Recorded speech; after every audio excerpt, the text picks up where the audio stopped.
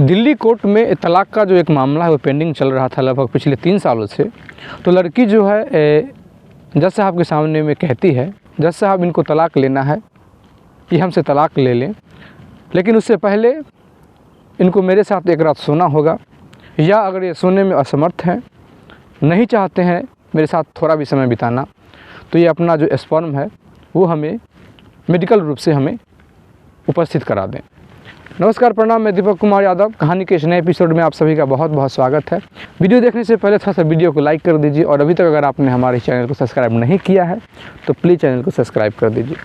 दोस्तों, यह कहानी है दिल्ली का, जहाँ की कोर्ट में एक जो तलाक का मामला है पिछले 3 सालों से पेंडिंग चल रहा था। पेंडिंग इसलिए चल रहा था क्योंकि तलाक का जो अर्जी था, मतलब तलाक के लिए जो एप्लीकेशन लगाया गया था वो पवन की तरफ से लगाया गया था। पवन की शादी हुई थी और पवन जो है शादी के महज 1 महीना बाद ही तलाक का अर्जी लगा दिया था। पवन का इल्ज़ाम था कि इसकी जो पत्नी खुशबू है वो चरित्रहीन है, कैरेक्टरलेस है, और यही कारण से वो पत्नी के साथ नहीं रहना चाहती। कोर्ट में प्रमाण मांगा जाता है कि आखिर कोई प्रमाण आपको देना पड़ेगा। ये प्रमाण देता है। प्रमाण देते समय पवन को भी पता होता है कि शायद ये पुख्ता सबूत नहीं है, लेकिन चूँकि कोर्ट का समय ले रहा था और इसीलिए समय ले रहा था ताकि ये प्रमाण इकट्ठा कर पाए। कई बार ऐसा होता है, समय टू समय ये प्रमाण वहाँ जमा करता है। सभी जो प्रमाण था उस सब को देख के यही कहा जाता है कि आपका ये प्रमाण पुख्ता नहीं है और ये साबित नहीं करता है कि खुशबू जो है वो चरित्रहीन है, इसका किसी और के साथ कोई संबंध भी रहा है। फिर अगला डेट पड़ता है। ऐसे में ही ये समय जो है 3 साल लग जाता है, और 3 साल के बाद खुशबू भी तलाक के लिए मना नहीं कर रही थी, लेकिन खुशबू का यह था कि इसने हम पे इल्ज़ाम लगाया है चरित्रहीन का, तो इसको साबित करना पड़ेगा कि मैं चरित्रहीन हूँ। ऐसा नहीं है, मुझे तलाक लेने में कोई आपत्ति नहीं है। और पवन भी यह पूरा था कि तलाक देगा तो जो हर्जाना होता है वो देने के लिए तैयार है, लेकिन खुशबू का बस यही था कि हमें सबूत चाहिए, प्रमाण चाहिए, ये प्रमाणित कर दे कि मेरा जो चरित्र है वो ख़राब है, किसी और के साथ मेरा कोई संबंध भी रहा है। यही सब हो रहा था।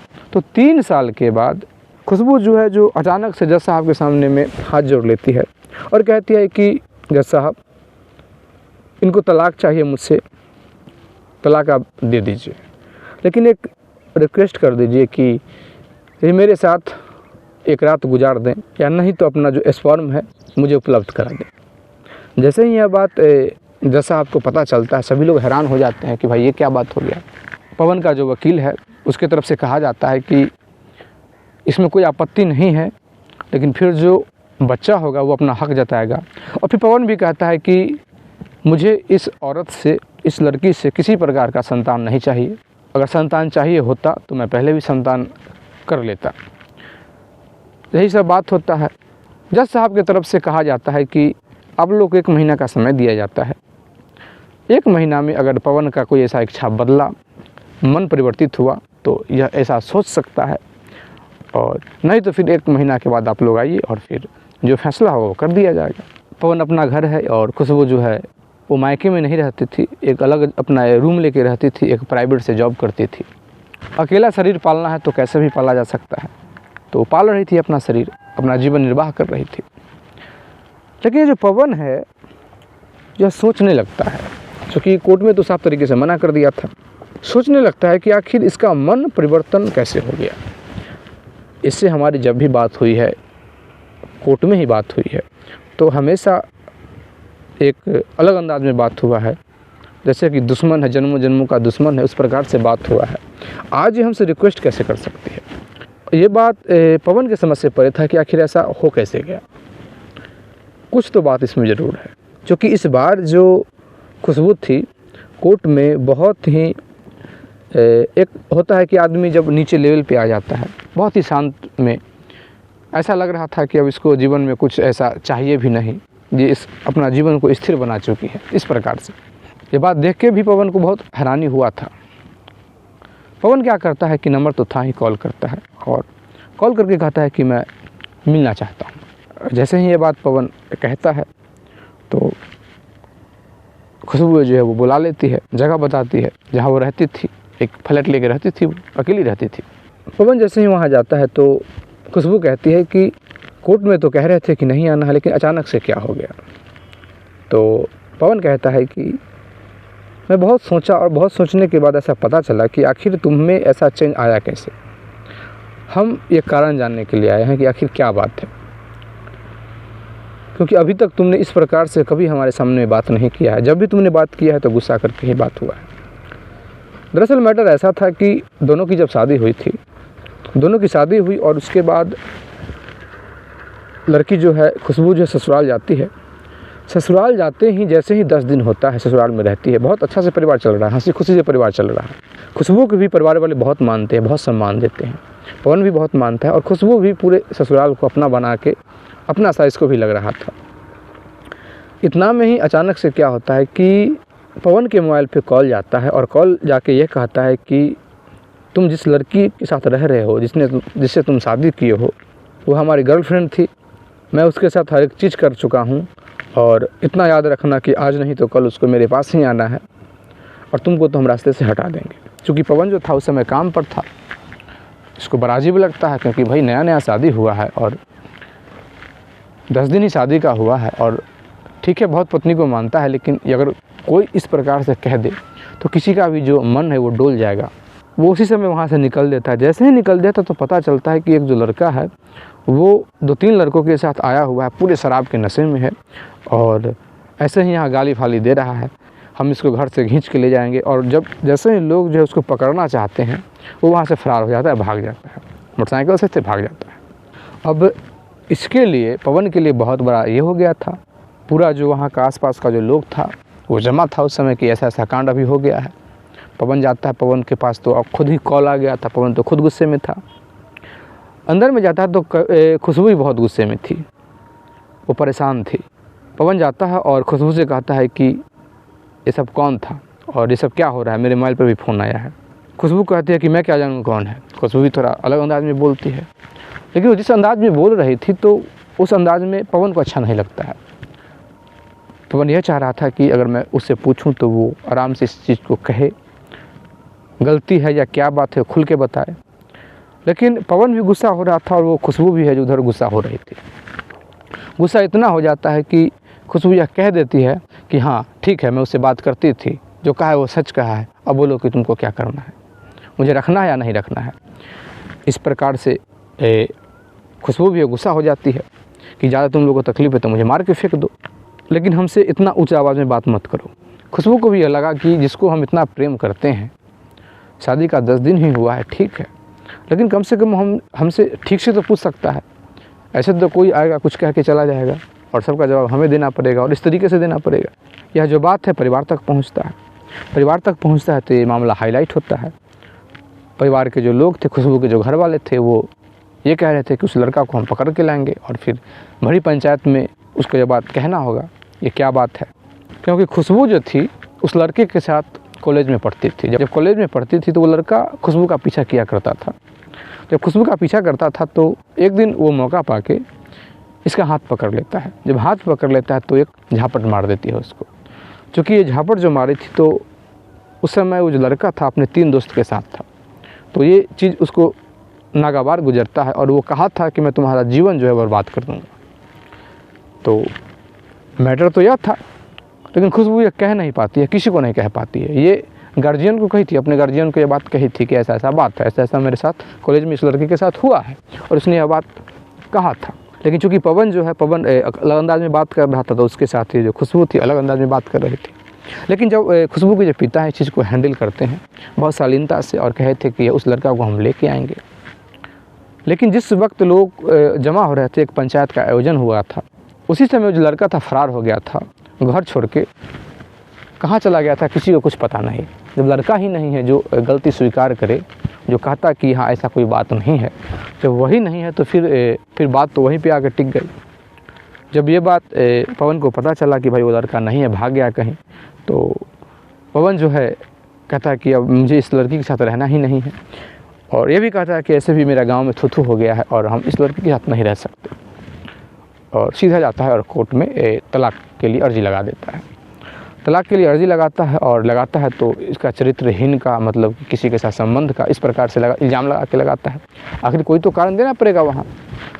जब ये बात होता है तो खुशबू भी अड़ जाती है कि मुझे भी इस व्यक्ति के साथ नहीं रहना है, लेकिन इसको कारण बताना होगा और प्रूफ करना होगा कि हमारा चरित्र है वो ख़राब है, हम चरित्रहीन है, इसको प्रूफ करना पड़ेगा। और जब तक ये प्रूफ नहीं करता हम इसको छोड़ेंगे भी नहीं, क्योंकि इसने हम पे इल्ज़ाम लगा दिया है।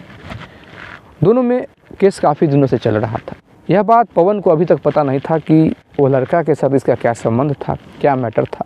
पवन जो है यह पूछता है कि एक बात बता, मैं तुम्हारे बारे में बहुत सोचा है और तुम्हारा जो चेहरा देखा, तुम्हारा जो बात करने का तरीका, इस बार जो मैंने तुमको कोर्ट में देखा और तुम मेरे साथ रहने के लिए रिक्वेस्ट कर रही थी और ऐसी बात कर रही थी कि जो किसी भी व्यक्ति को तोड़ सकता है, तो मुझे बताओ कि आखिर उस लड़के के साथ तुम्हारा क्या संबंध था और ठीक से बताओ।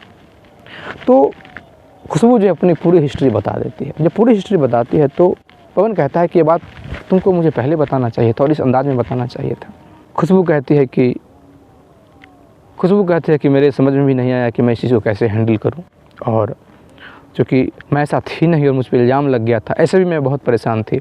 मुझे यह भरोसा था कि सभी लोग तो कह ही रहे हैं आप आएंगे तो आप कुछ ठीक से बात करेंगे, लेकिन आपने भी उसी अंदाज में बात किया, तो फिर मैं क्या करती। अब क्या होता है कि ये जो पवन है अपना जो गलती है उसको एक्सेप्ट करता है कि हमसे भी बहुत बड़ा गलती हुआ है, हमें भी तुमसे बाद में भी पूछना चाहिए था, मैंने भी तुमसे नहीं पूछा, शायद 3 साल इसी वजह से हम लोगों का ख़राब हो गया। पवन कहता है कि ये सब तो ठीक है, लेकिन ये बताओ कि अचानक से तुम्हारा माइंड चेंज कैसे हो गया। तुम भी तो कह रहे थे कि तलाक मुझे लेना है, लेकिन आखिर तुम्हारा माइंड चेंज कैसे हो गया कि अलग रहूँगी लेकिन मुझे एक बच्चा चाहिए और इसी से चाहिए। खुशबू कहती है कि हमारी एक फ्रेंड से जान पहचान हुई और वो फ्रेंड जो है वो इस्कॉन से जुड़ी हुई थी। अचानक से एक दिन मिलती है और मुझसे हालचाल पूछ रही थी। मैंने अपना पूरा जो हिस्ट्री है उसको बताया, क्योंकि मेरे अंदर तो दर्द था, तो दर्द तो बाहर निकल ही जाता है, कितना भी आप छुपाएंगे तो दर्द निकल जाता है। फिर उसने कहा कि देख खुशबू, तुम अगर तलाक लोगी, किसी और से शादी करोगी, हो सकता है कि अभी तुम्हारा इच्छा ना हो लेकिन बाद में तुम्हारा इच्छा हो जाएगा। अगर तुम शादी करोगे किसी और से, फिर वहाँ भी ये संभावना नहीं है कि इस प्रकार का बात ना हो, वहाँ भी इस प्रकार का बात हो सकता है, ये बात नहीं हो कोई और बात वहाँ हो सकता है। फिर वो एक बात पूछी थी कि क्या तुमने कभी अपने पति से ठीक से प्रेम से रिक्वेस्ट करके बात की कि नहीं की। तो खुशबू कहते हैं कि हमने कभी इस प्रकार से बात नहीं किया। तो वो कहते हैं कि देखो, मेरा तो मानना है कि तुमको एक बार बात करना चाहिए, ऐसा नहीं है तुम परेशान होगी तो वो बेचारा भी परेशान होगा। आखिर एक मर्द है वो, और उसके फ़ोन पे किसी ने कहा है, उसके दरवाजे पे आके किसी ने ऐसा कह दिया और तुमने भी गुस्सा में आके एक्सेप्ट कर लिए और फिर बाद में ये कह रही हो कि मुझे प्रमाण दो, तो फिर इस प्रकार से नहीं चलता है। तुम्हें भी इस पर विचार करना चाहिए, एक बार तुमको भी प्रेम से बात करना चाहिए, भले ही बात न बने, लेकिन मैं तो कहूँगी कि वो कहते हैं कि अलग मत शादी करना, अगर रह सकती हो तो उसका नाम लेके भी रह सकती हो, अकेली भी रह सकती हो और हमारे संस्था से भी जुड़ सकती हो। बहुत तरीके से वो समझाती है और अंत में यह कहती है कि हमारा बात अगर एक भी बात तुमको पसंद है तो विचार ज़रूर करना। और मैं बहुत सोचने के बाद मुझे भी ऐसा लगा कि हमने कभी भी तुमसे प्रेम से बात करने की कोशिश नहीं किया, और तुम्हारे विषय में जब मैं सोची तो मुझे लगा कि शायद मैं भी उस जगह पे होता, क्योंकि स्त्री का मन अलग होता है, सोचने का तरीका अलग होता है, और मर्द का सोचने का तरीका अलग होता है, तो शायद मैं भी उसी प्रकार का व्यवहार करता। दोनों जो गले मिलते हैं, साथ में रहते हैं। कल ही होकर जो पवन है जाता है और फिर वो जो तलाक का जो केस था उसको खारिज कर देता है, अपना जो चीज़ था उसको वापस ले लेता है, मामला ख़त्म हो जाता है। लेकिन पवन के लिए एक चीज़ और क्रिटिकल था कि आखिर इसको हम घर कैसे ले जाएं, क्योंकि घर वाले सभी जानते हैं कि लड़की जो है वो कैरेक्टर की गिरी हुई है, उसका कैरेक्टर ठीक नहीं है, क्योंकि जो लड़का घर पे आके कुछ ऐसा कह चुका है। अब क्या हो गया था कि चूँकि वो जो लड़का कहा था वो लड़का फ्री था, घर आ गया था, आराम से मज़े से रह रहा था। पवन जो है खुशबू के साथ खुशबू के रूम पे रहने लगता है, घर कुछ और कहता है और वहाँ रहने लगता है। इसी बीच पवन जो है एक मौका ढूंढ रहा था कि आखिर उस लड़के को हमको कैप्चर करना है, पकड़ना है। 3-4 लोग सेट करता है, पवन जो है 3-4 लड़का को सेट करता है, और एक दिन वो ऐसे ही शराब के नशे में था, उसको उठा लेता है और लेके आके इतना पीटता है पवन, उसको इतना पीटता है कि वो अपना सारा जो चीज़ है उसको कबूल करने लगता है और फिर उसको पीटते हुए अपने घर पे ले आता है और फिर सब बात पूछने लगता है। तो एक एक बात जो है जो लड़का जो है अपना एक्सेप्ट करने लगता है, कहने लगता है कि मेरे साथ उसने कॉलेज में ऐसा बर्ताव किया था, सबके सामने में मुझे थप्पड़ मारे थी, इसलिए मैं बदला लेने के लिए ये सब किया था। ये सभी लोग ये बात सुनते हैं तो फिर खुशबू के लिए सभी के अंदर एक सम्मान हो जाता है। और सम्मान और इसलिए भी था कि 3 साल अपने पति के से अलग रहने के बावजूद भी इसका जो चरित्र था उसमें किसी प्रकार का चेंजिंग नहीं आया था। तो एक जो बुजुर्ग व्यक्ति थे वो कहते हैं कि एक ने कही दूजे ने मानी, कहत कबीर दोनों ब्रह्म ज्ञानी। ये पति पत्नियों के लिए है कि अगर एक ने कहा दूसरा ने मान लिया तो मैं समझता हूँ कि पति और पत्नी में किसी प्रकार का बड़ा से बड़ा कोई समस्या आ जाए, पहाड़ टूट जाए, अगर एक ने कहा और दूसरे ने माना, उस पर विचार कर लिया, तो मैं समझता हूँ कि 99% जो पति पत्नी का जो झगड़ा है वो इसी वक्त यही सोच से समाप्त हो जाएगा। आपको ये कहानी कैसी लगी कमेंट करके ज़रूर बताइएगा। और आप इसी प्रकार का और भी स्टोरी सुनना चाहते हैं तो प्लीज़ हमारे चैनल को सब्सक्राइब कर दीजिए, लाइक कर दीजिए, कमेंट कर दीजिए, शेयर कर दीजिए। जय हिंद, जय भारत।